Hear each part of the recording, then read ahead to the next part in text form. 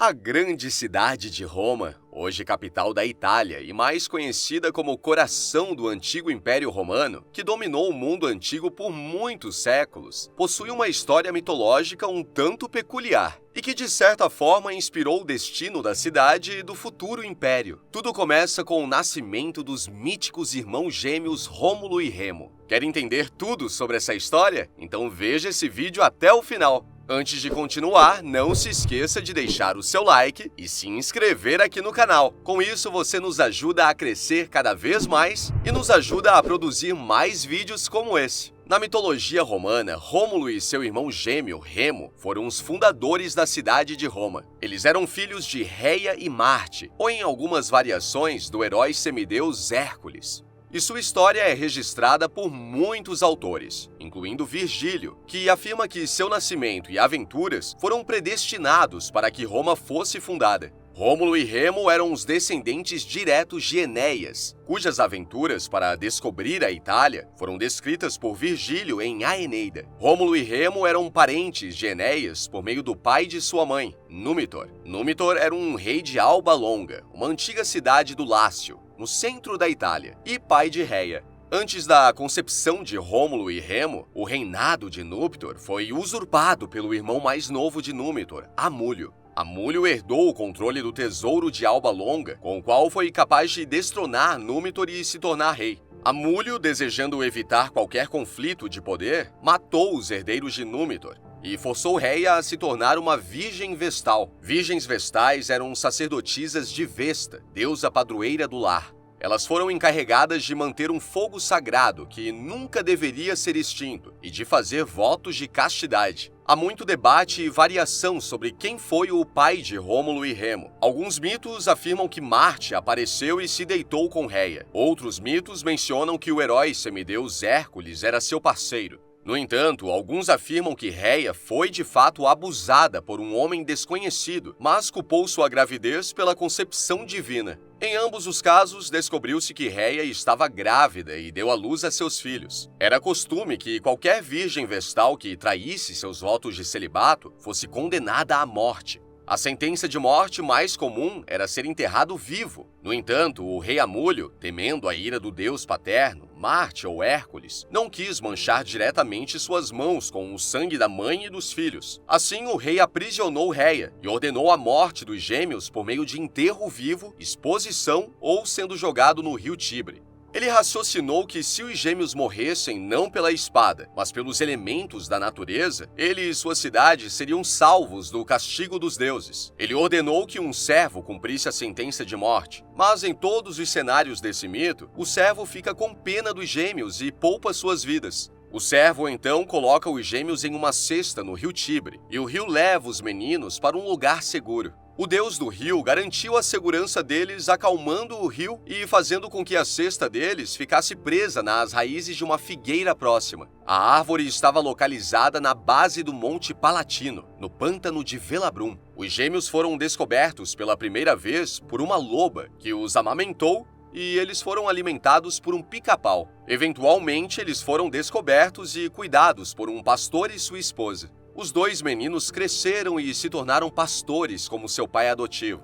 Um dia, enquanto pastoreavam suas ovelhas, foram recebidos pelos pastores do rei Amulio. Esses pastores começaram uma luta com Rômulo e Remo, na qual Remo foi capturado e levado perante o rei. Rômulo reuniu e incitou um bando de pastores locais a se juntar a ele no resgate de seu irmão. O rei Amulio acreditava que os filhos de Reia estavam mortos. Ele não reconheceu Remo ou Rômulo. Rômulo libertou seu irmão e, no processo, matou o rei Amulio. Após a morte de Amulio, os irmãos rejeitaram a oferta dos cidadãos da coroa de Alba Longa e, em vez disso, restabeleceram Númitor como rei. Eles então saíram de Alba Longa em busca de fundar sua própria cidade, e cada um partiu em busca do melhor local. Os irmãos brigaram sobre o local da fundação de sua nova cidade. Rômulo desejava fundar a cidade no Monte Palatino, enquanto Remo desejava fundá-la no Monte Aventino. Para resolver seu desacordo, eles concordaram em consultar o augúrio. Augúrio é um tipo de profecia em que os pássaros são examinados e observados para determinar quais ações ou pessoas os deuses favorecem. Cada irmão preparou um espaço sagrado em suas respectivas colinas e começou a observar os pássaros. Remo afirmou ter visto 6 pássaros, enquanto Rômulo disse ter visto 12 pássaros. Rômulo afirmou que foi o vencedor claro por 6 pássaros, mas Remo argumentou que desde que viu seus 6 pássaros primeiro, ele venceu. Os irmãos permaneceram parados e continuaram a brigar até que Rômulo começou a cavar trincheiras e construir muros ao redor de sua colina, o Monte Palatino. Em resposta à construção de Rômulo, Remo zombou continuamente do muro e da cidade de seu irmão.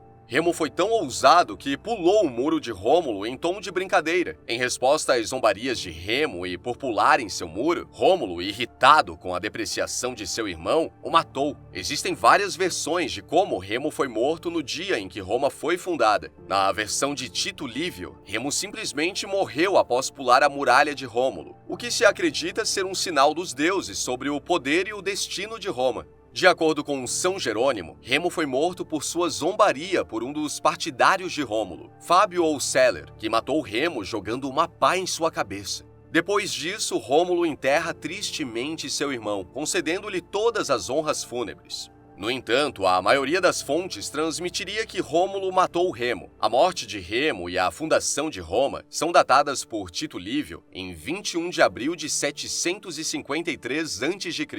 Rômulo chamou sua cidade de Roma em homenagem a si mesmo. Após a fundação de sua cidade, Rômulo instalou um sistema de governo que implantou senadores e patrícios. À medida que a popularidade de sua cidade e sistema de governo crescia, o mesmo acontecia com a população. A população inicial de Roma era abastecida por fugitivos, exilados, escravos fugitivos, criminosos e outros rejeitados. Devido à inflação da população masculina, Roma foi incapaz de produzir gerações próprias. Como resultado da baixa proporção de mulheres para homens, os recém-romanos decidiram sequestrar mulheres de uma cidade vizinha. Eles convidaram os sabinos e latinos para um festival, e enquanto os homens dessas cidades foram distraídos, os homens romanos levaram suas mulheres para Roma. Muitas dessas mulheres foram persuadidas a se casar. No entanto, em resposta a esse sequestro de mulheres, os sabinos e os latinos entraram em guerra contra Roma. Rômulo foi o vencedor definitivo desta guerra, e sua vitória foi o primeiro triunfo de Roma.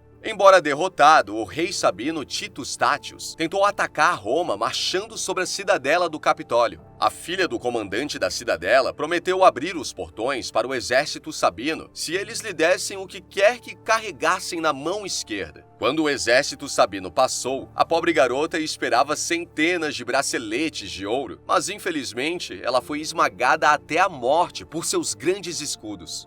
Os sabinos sitiaram os romanos, até que Rômulo orou a Júpiter pedindo ajuda. Júpiter respondeu, ajudando os romanos a uma vitória final. Eventualmente, uma trégua se formou entre os romanos e sabinos, junto com Tátius e Rômulo concordando em formar um reinado conjunto de 2 reis. Eles governaram juntos por 5 anos e integraram os costumes um do outro de calendários, deuses e até táticas militares. Este foi um tempo de paz dentro de Roma, mas esta harmonia intermunicipal cessou devido às ações de Tácio. Após esses prósperos 5 anos, Tátius foi pego abrigando alguns de seus aliados que haviam roubado os vizinhos aliados lavinianos e assassinado alguns de seus embaixadores. O Senado decidiu que Tácio deveria ir a Lavinium para sacrificar e apaziguar os habitantes locais e o deus em relação a seus crimes. Enquanto estava em Lavinium, Tácio foi assassinado e Rômulo tornou-se o único rei de Roma. Nos próximos 20 anos, Rômulo procurou expandir as terras de Roma por meio da guerra.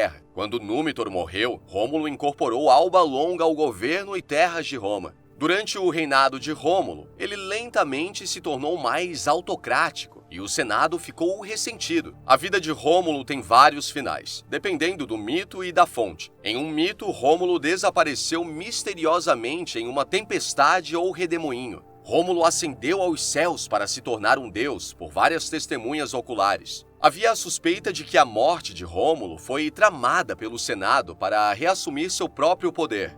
Tito Livio escreve sobre esses eventos, enquanto Cássio Dio escreve sobre como Rômulo foi cercado por senadores hostis e ressentidos que alugaram membro por membro o Senado, que foi seguido por um eclipse e uma tempestade repentina, que Dio afirma ser o mesmo fenômeno ocorrido em seu nascimento. Rômulo desapareceu em 717 a.C., conforme relatado por Plutarco aos 53 anos de idade, mas Dionísio de Halicarnasso relata que ele morreu aos 55 anos. Há muito debate sobre se Rômulo e Remo eram homens reais ou simplesmente um mito, ou mesmo uma combinação de ambos. Embora a maioria dos estudiosos acredite que Enéas, o catalisador da fundação de Roma, pode ter existido em algum conto popular, sua mitologia romana não foi solidificada até que Augusto encomendou o épico de Virgílio, a Eneida.